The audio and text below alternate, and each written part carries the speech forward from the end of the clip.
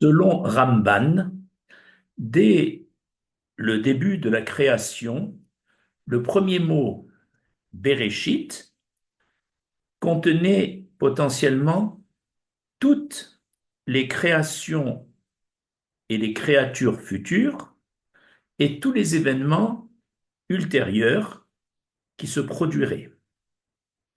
De même, 2000 ans après, lors du don de la Torah sur le Har Sinaï, le premier mot des 10 commandements, Anochi, contenait potentiellement toutes les révélations futures et de la Torah écrite et de la Torah orale, ainsi que la liste de tous les sages de chaque génération.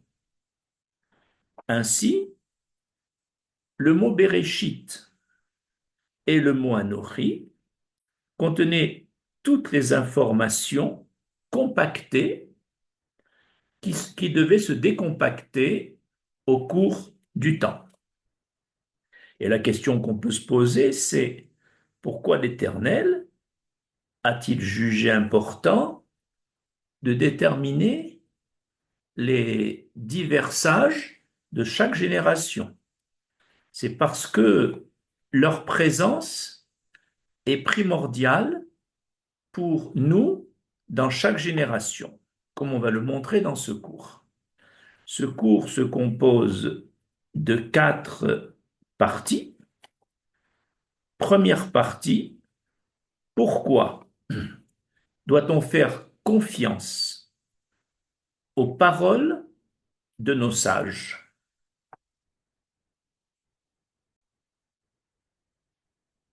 En général, nous sommes incapables de porter sur nous-mêmes un jugement vrai, un jugement honnête. Qui alors va nous indiquer dans la vie le bon chemin à suivre?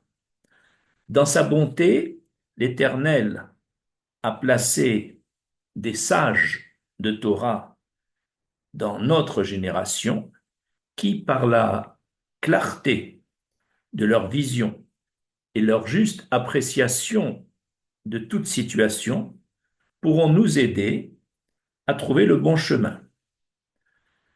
À ce propos, le Rabbi Chaim Luzzatto cite cette parabole. Un homme qui marche dans les allées d'un labyrinthe ne fait aucune différence entre le bon chemin et celui qui mène à l'impasse. Et si si par contre un homme se tient au-dessus du labyrinthe, ça, dans la parabole, il s'agit du sage qui a un niveau supérieur, une vision des choses de plus haut. Si cet homme se tient donc en haut du labyrinthe, il pourra indiquer à celui qui erre dans les allées du labyrinthe le bon chemin, et celui qui en bas écoutera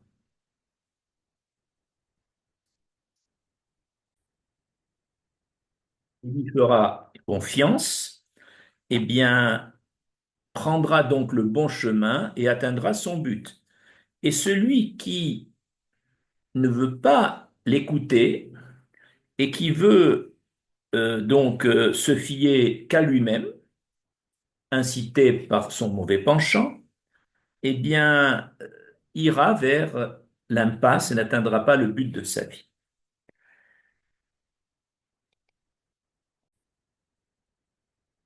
Ainsi, il faut avoir l'humilité de se considérer comme aveugle et de demander l'aide d'un clairvoyant, c'est-à-dire le Talmid Racham, le sage, qui a acquis une vision claire des choses, une perception grâce à son étude constante de la Torah.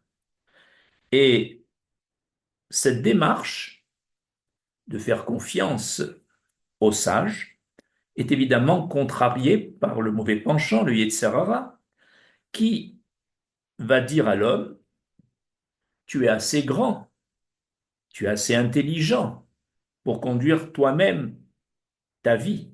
Tu n'as pas besoin d'autrui et encore moins des sages qui ne connaissent pas ton problème. Ça, c'est l'argument du mauvais penchant.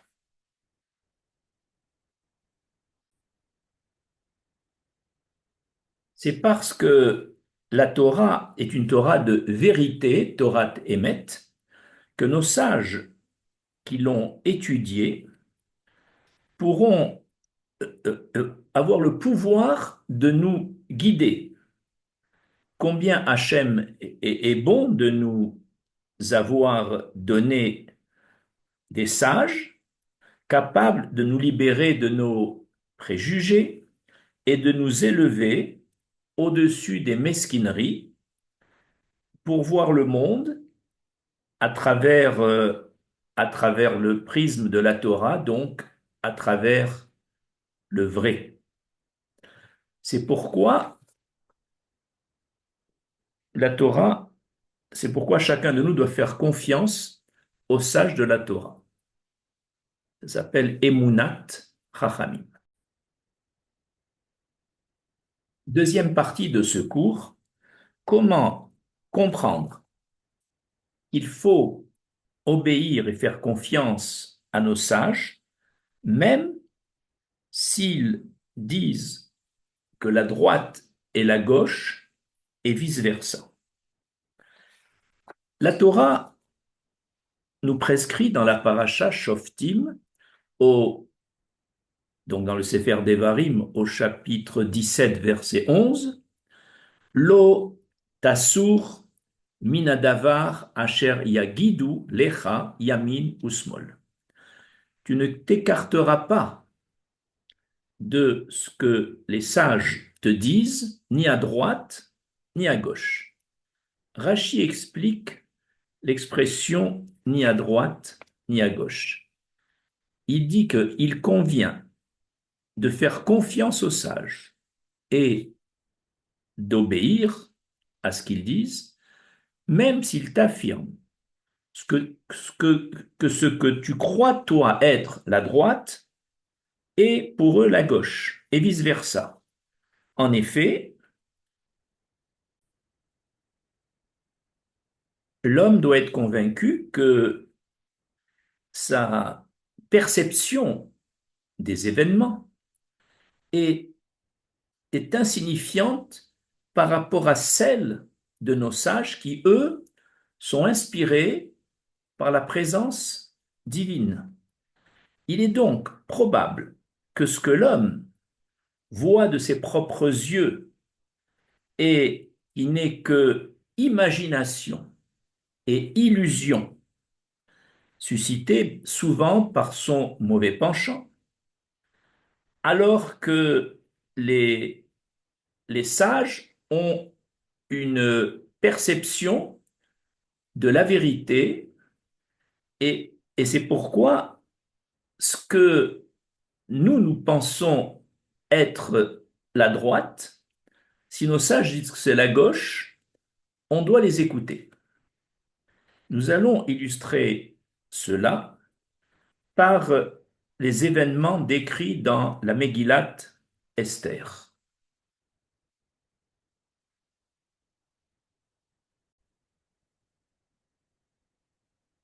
L'empereur Achashvérosh de Perse, à l'occasion des 3 années de son règne, a organisé un grand banquet et il a invité toutes les communautés, notamment les Juifs. Le sage Mordechai a interdit aux Juifs d'aller à ce banquet pour des raisons de frivolité, de cache-route, etc. Mais le peuple alla quand même à ce banquet sous le prétexte que s'il n'y allait pas, le roi pourrait prendre des décrets de vie et de mort contre eux. Et rien ne s'est passé après ce banquet, Et ce n'est que 9 ans plus tard, lorsque Achashverosh nomma Aman Premier ministre, que Aman, qui était avide de kavod, a demandé à tout le monde de se prosterner devant lui lorsqu'il passerait. Mordechai refusa de se prosterner devant Aman parce que cela frisait une forme d'idolâtrie. Et le peuple a reproché à Mordechai son attitude en disant que son excès de piété personnelle mettait le peuple juif en danger. Effectivement, devant le refus d'Aman, devant le refus de Mordechai, Aman prit la décision d'exterminer tous les juifs par un décret officiel. Pour le peuple, il était évident que c'était l'attitude irresponsable de Mordechai et de ne pas assister au banquet et de refuser de se prosterner devant le Premier ministre qui était à l'origine de ce décret. Mais la vérité était tout autre. C'est la participation du peuple au banquet d'Achashverosh contre l'avis du sage de la génération qui a été à l'origine de ce décret. À la fin, le peuple reconnut son erreur et répondit à l'appel de Mordechai en jeûnant, en priant, en se repentant, et la situation s'est totalement retournée en leur faveur. Ainsi, on voit dans cet exemple que ce qui semblait évident au peuple était une erreur et que la vérité était que, n'ayant pas obéi aux sages de la génération, cela les a entraînés dans une situation difficile avec ce décret. Troisième partie de ce cours, l'incrédulité de l'élève de Rabbi Yochanan. Alors que Rabbi Yochanan donnait une leçon à ses élèves, il leur disait que dans le temps futur, l'Éternel fera venir des pierres précieuses de dimension 30 amotes sur 30 amotes sur 20 amotes, une ama étant environ 50 centimètres. Et afin de construire les murailles, les portes de la ville de Yerushalayim. Et un élève de Rabbi Yochanan lui dit, Maître, il n'existe pas de pierre précieuse de la taille d'un œuf de colombe et il est impossible d'avoir des pierres de ces dimensions énormes. Donc l'élève ne fit pas confiance à Rabbi Yochanan et un jour cet élève, c'est rapporté dans le Talmud Baba Batra à la page 75a, cet élève fit un voyage et l'Éternel lui a ouvert les yeux où il a vu 2 anges tailler ces pierres énormes et il leur demanda, certains disent que c'est dans un rêve, d'autres disent que c'est dans une vision prophétique, il leur demanda à quoi sont destinées ces pierres que vous taillez et les anges lui ont répondu, il s'agit des pierres qu'on installera pour les portes de Yerushalayim. À son retour, l'élève va voir Rabbi Yochanan et lui dit, Maître, tout ce que tu avais dit était vrai, je l'ai vu de mes propres yeux. Alors Rabbi Yochanan lui dit, Homme vide, au lieu de faire confiance aux sages, tu, tu as besoin de voir pour croire. Et là, Rabbi Yochanan a, a porté le regard sur son élève.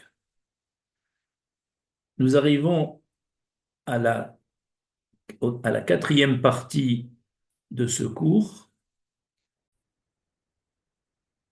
En quatrième partie de ce cours, la conclusion qui s'impose, c'est que le refus d'obéir au conseil de nos sages, au dire de nos sages, est la source de toute déviation de la vérité. Et c'est le début de la destruction sur le plan spirituel. Tous nos mérites sont, tous nos mérites réunis ne sont rien comparé à à, à cette obéissance aux sages de la Torah, parce que ça sera la source de tout progrès spirituel. D'où l'importance d'avoir confiance à nos sages, d'avoir de la émounat chachamim. Je vous remercie.